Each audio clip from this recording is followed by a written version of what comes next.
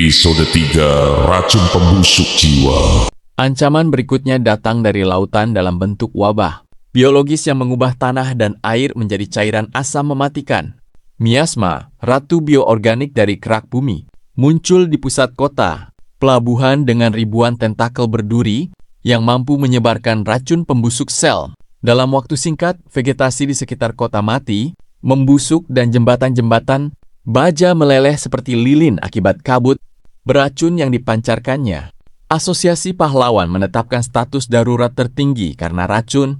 Miasma tidak dapat disaring oleh gas, mas biasa maupun kemampuan penyembuhan pahlawan medis. Miasma tidak hanya menyerang fisik, tetapi racun spora miliknya juga dirancang untuk menggerogoti saraf otak dan melemahkan tekad bertarung korbannya.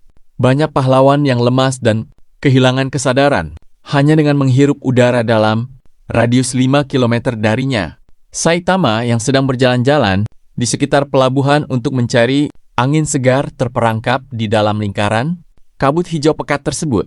Miasma tertawa terbahak-bahak saat melihat seorang manusia santai berjalan menembus wilayah kekuasaannya tanpa alat pelindung apapun.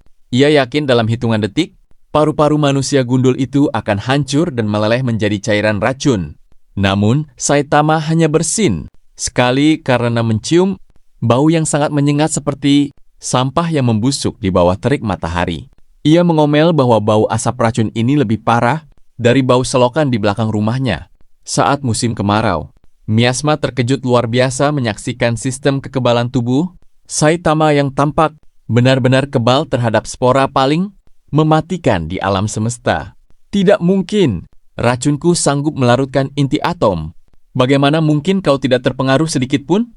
Jerit Miasma dengan nada histeris sembari menggerakkan puluhan tentakel berukuran raksasa untuk menusuk Saitama dari segala arah.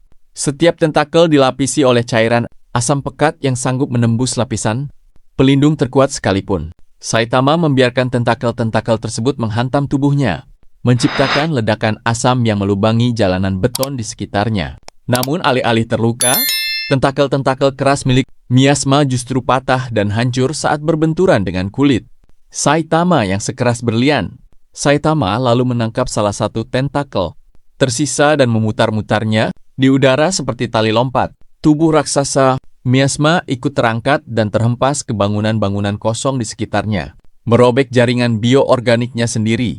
Miasma mengamuk hebat dan memutuskan untuk melepaskan seluruh simpanan racun di dalam tubuhnya ke atmosfer, membentuk bom biologis yang sanggup memusnahkan seluruh kehidupan di planet ini dalam satu kali meledak. Sistem saraf Miasma membengkak merah, menandakan proses meledakan diri yang sudah tidak bisa dihentikan lagi dari luar. Dalam kondisi kritis ini, Saitama menyadari bahwa jika racun ini menyebar ke udara bebas, semua toko diskon favoritnya akan tercemar dan tutup selamanya.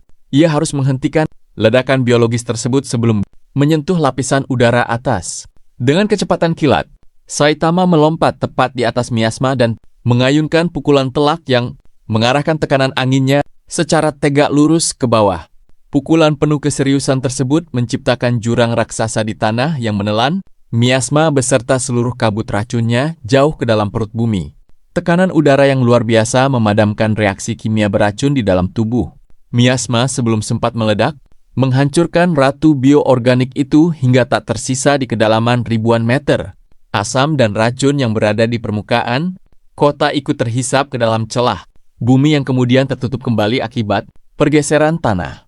Saitama menepuk tangannya yang kotor, merasa lega karena bau busuk tersebut akhirnya hilang dari udara.